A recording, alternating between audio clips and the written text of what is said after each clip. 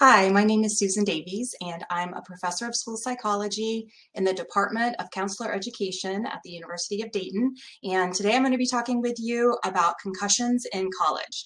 This presentation is geared toward college students and staff members who work closely with them, like recreation center staff and residence hall advisors. I have a different presentation that focuses on what college faculty members need to know, and there's a link to that presentation at the end of this one. So today we'll talk about just some concussion basics. What is a concussion? What can cause one? Signs and symptoms, and then also red flags that indicate a student might need immediate medical attention. We'll cover short and long-term effects, and then really focus on some college-specific issues. What can make a concussion particularly difficult for college students?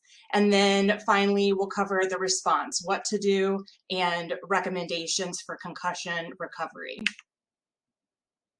So concussion is a type of traumatic brain injury. It's caused by a bump, blow, or jolt to the head or even to the body that can cause the brain to jostle around in the skull cavity.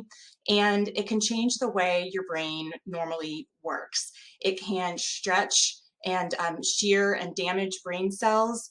And it also causes some chemical and metabolic changes within the brain, a temporary disruption to neurochemistry that can make it more difficult for cells to function and communicate. And as a result, it can make it more difficult to focus, to learn, to sleep, to regulate emotions. And if you'd like to, you can click on this video to hear a bit about a college student's experience sustaining a concussion playing water polo. So here's a breakdown of the general causes of TBI, including concussions. So athletic concussions can fall in multiple ones of these categories. Often we associate concussions with athletics, but lots of people sustain concussions that aren't athletic related. Particularly in college, you might slip on the ice while walking to class or fall off your bike traveling between classes, maybe experience a concussion through a recreation accident, or even like a fall from a high space like your lofted bunk beds. So signs of concussion are things other people can see. So if you're watching this training as somebody who works with college students, maybe you supervise them in a residence hall, or you're a lifeguard at the recplex, or you coordinate intramural sports, these are things that you might see. There may be a loss of consciousness. That only happens actually in a small percentage of concussions. The student may have trouble remembering things that happened right before the concussive event. They may just kind of look out of it, have a dazed or stunned appearance. You may see some mood, behavior, or personality changes. Somebody who is previously laid back may be more quick to anger, or somebody who used to have like lots of vivacious energy may have a more depressed affect, and clumsy or uncoordinated movements. But concussions can be really difficult to diagnose. They're considered a silent epidemic. And so some students who sustain concussions may look perfectly fine. They outwardly look normal. And that makes it particularly difficult to treat them. And then symptoms are the things that the person with the concussion experiences, things that they feel. So a big way that concussions are diagnosed is through a self-reporting of symptoms. They're usually broken down into these 4 categories: trouble with cognitive processes, the thinking or remembering, trouble concentrating or learning new information, just feeling cognitively slow, falls into that category. Then there are the physical symptoms. Headaches are super common with concussions, especially shortly after the concussion. One might have blurred vision, and that can be persistent. Feeling queasy, nauseous, vomiting, dizziness, sensitivity to noise or light. So that's why often you'll see a recommendation for somebody who's had a concussion to wear sunglasses or avoid loud settings. They may be tired, have balance problems. You may see some of those emotional or mood changes that I mentioned, and those might be self-reported as a symptom. So being irritable or moody, sad, anxious, depressed, just having trouble coping with emotions and impulsive behaviors.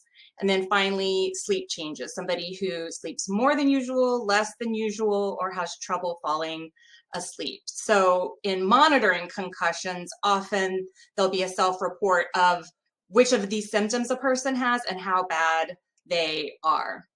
So as a college student, you certainly want to be aware of any potential concussion in yourself, but also watch for these signs or the reported symptoms in your friends, your teammates, your roommates, your hallmates, your classmates. And then certainly if you're serving in a supervisory capacity in any of these symptoms in the students you serve. And then these are some red flags. A student should immediately be taken to the emergency department if you notice any of the following things, because they can be indicative of a more severe brain injury, of swelling in the brain, of a brain bleed. So slurred speech, one pupil larger than the other, if the student has convulsions or seizures, if they are progressively drowsier or cannot be awakened, difficulty recognizing people or places, a headache that gets worse or doesn't go away, becoming increasingly confused or agitated, weakness, numbness, significantly decreased coordination, overall unusual behavior, repeated vomiting or nausea, and then a loss of consciousness. All of those warrant immediate medical attention. So a few of the things that can make a concussion particularly difficult in college is that you have this group of young adults who recently lived at home with their parents, who know their personality, who know their medical history, and now they're in a different setting, taking care of themselves, taking care of each other. And so first of all, the student just may not even be aware that a concussion has occurred. So that's why we want to get a lot of this information out so that we can self-identify and identify concussions in others. There also may be situations where a student knows that they may have had a concussion, but not want to admit that something's wrong, not really know that it's a big deal and that they need help. Athletes in particular may not want to self-report because they may worry about missing practices or games, especially if their sport is linked to a scholarship and they feel like there may be consequences to being pulled out of play for a while. And then they also just may not know how to go about getting help. A concussion impairs our executive functioning, kind of our ability to plan and initiate tasks. So it may be really hard for somebody who is experiencing that executive functioning problem to self-advocate. Maybe this is a student who previously has been super healthy, really successful academically, and have limited experience advocating for their medical or their academic needs. And navigating life, especially life as a young adult, is already difficult. And so when we have that executive functioning impairment, it can just make it all the more difficult. And then there just may be some logistical challenges. The student may know, oh, I really need to be seen by a doctor, but the health center's closed. I don't have a car. I can't get to medical care off campus. So those logistics may be overwhelming enough that that student may not seek care. So what is your role? Whether you are a peer of someone who may have had a concussion or you're a college staff member, you may be interacting with a student who may have sustained a concussion, and you might be that person who is more visible or accessible to them than staff at the medical center or staff at the learning center. And some of the things that you can do are the following. If you've witnessed an injury, so maybe you are working at the rec center, you see somebody fall, or you see somebody have a significant blow to the head, Help that student record the information about the injury. Make sure that there's a written document that they could take to a healthcare setting that includes the cause of the injury, if there was any loss of consciousness, and if so, for how long, if there was any memory loss right after the injury, that significant confusion, certainly if there were any seizures, and then the number of self-reported previous concussions, if any, because we know that there's a particular risk associated with multiple concussions, especially if somebody has a second concussion before they've recovered from a previous concussion. If you suspect a concussion, so maybe you didn't witness it, but you're seeing some of the signs, or your friend or the person you're supervising is reporting some of the symptoms, ask some questions. You know, did you fall or hit your head recently? Are you having trouble focusing? Are lights or loud noises making your symptoms worse? Are you having trouble remembering things? And then which classes or activities are most difficult to you? And that can kind of help pinpoint some academic adjustments or services that might be helpful. And then certainly be aware of those red flags we mentioned, follow an injury protocol, and seek medical help, or help that student seek medical help. And post-injury, some recommendations of what to do next fall into these three buckets of rest, reduce, and advocate. So during concussion recovery, if a person is engaging in too much cognitive or thinking activity or physical activity, it can cause symptoms to flare. Those headaches, those memory problems, those emotional issues. So those can flare when the brain is in overload. The brain is kind of saying, I need to heal, I need some rest, I need some downtime. So then those symptoms can flare if the person's doing too much. That's not to say that somebody with a concussion needs to be shut in a dark, quiet room for weeks on end. There's this balance we want to help them achieve between cognitive and physical rest and some light activity. And that really needs to happen under the guidance of a medical professional. And then certainly there should be a restriction of playing sports or engaging in exercise until that student is cleared by a medical professional. And then reduce, reducing course load, workload as possible. And I have a note at the bottom of this slide that the student may need documentation from the health center or the Office of Learning Resources for excused absences and more formal class accommodations. So sometimes, you know, especially if it's a pretty mild concussion, recovery is going to happen in a couple of days, there can be more of that informal conversation between a student and their professor. But if more kind of formal long-term things need to put in place, you want to help that student get connected with the services that can provide the appropriate documentation. Reducing exposure to excessive light, noise, congested areas, reducing use of electronics. We know that especially the lights from computers and cell phones, the intense sound from using earbuds, those can all make symptoms flare. And then trying as much as possible to reduce potential sources of stress.